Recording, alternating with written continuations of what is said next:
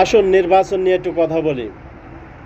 বাংলাদেশ আওয়ামী লীগ বঙ্গবন্ধুর কন্যা যতগুলা নির্বাচন করছে সবগুলা নির্বাচন অবৈধ।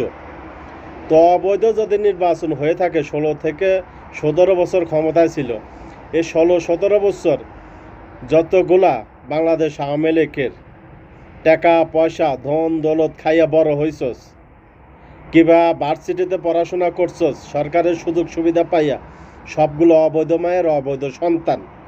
নাম্বার 1 শেষ। নাম্বার টু হচ্ছে বঙ্গবন্ধুর কন্যা শেখ হাসিনা যতগুলা নির্বাচন করছে সবগুলা নির্বাচন অবৈধ।